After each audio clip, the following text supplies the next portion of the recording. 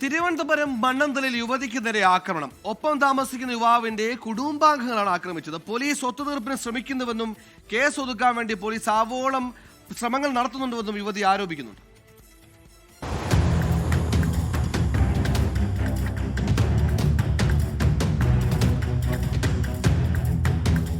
ഈ മാസം 19-ന് തിരുവനന്തപുരം മണ്ണന്തലയിൽ കാറിലിരിക്കവെയാണ് മലപ്പുറം നിലമ്പൂർ സ്വദേശിനിയായ യുവതിക്ക് നേരെ ആക്രമണമുണ്ടായത്.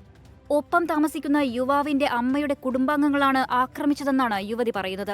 3 വർഷമായി ലിവിംഗ് ടുഗദർ ബന്ധത്തിൽ തുടരുന്ന ഇരുവരും കഴിഞ്ഞ 4 മാസമായി തിരുവനന്തപുരത്തെ വാടക വീട്ടിലായിരുന്നു താമസം. ഇവരുടെ കയ്യിലുണ്ടായിരുന്ന സ്വർണമാലയും പണവും കവർന്നെന്നും യുവതി മണ്ണന്തല പോലീസിൽ നൽകിയ പരാതിയിൽ പറയുന്നു.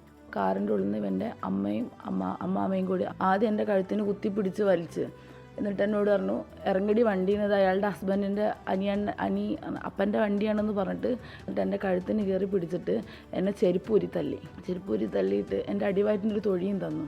എന്നിട്ട് എൻ്റെ അമ്മ എൻ്റെ കഴുത്ത് കിടന്ന മാലയും അവിടെ ഉണ്ടായിരുന്ന വണ്ടീൻ്റെ ഡാഷ് ബോർഡിൻ്റെ പൈസയൊക്കെ അടിച്ചു മാറ്റിയിട്ട് അവർ പോയി.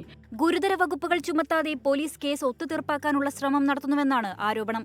മണ്ണന്തല സ്റ്റേഷനിൽ ചെന്നു കംപ്ലൈൻറ്റ് കൊടുക്കാൻ വേണ്ടിയിട്ട് ഇവിടെ വന്നപ്പോൾ അവരാരും എന്നെ മൈൻഡ് ചെയ്യുന്നില്ല. കാരണം എൻ്റെ ഡ്രസ്സ് മൊത്തം ബ്ലീഡിങ്ങിൽ കുളിച്ച് കിടക്കുന്നതാണ്. വൈറ്റ് ഡ്രസ്സായിരുന്നു, മൊത്തം ബ്ലഡായിരുന്നു. എന്നിട്ട് ഞാനിവിടെ കംപ്ലൈൻറ്റ് കൊടുക്കാൻ വന്നപ്പോൾ അവർ നേരെ എൻ്റെ ഹസ്ബൻഡിനെ കൂട്ടിക്കൊണ്ടിട്ട് കോംപ്രമൈസ് ടോക്കിങ്ങിന് ശ്രമിക്കുക. ആൺ സുഹൃത്തിന്റെ കുടുംബം മുൻപും തന്നെ ഭീഷണിപ്പെടുത്തിയിട്ടുണ്ടെന്ന് യുവതി പോലീസിന് മൊഴി നൽകി. പരുക്കേറ്റ യുവതി ആശുപത്രിയിലെ ചികിത്സയ്ക്ക് ശേഷം നിലവിൽ വീട്ടിൽ വിശ്രമത്തിലാണ്. 24 തിരുവനന്തപുരം.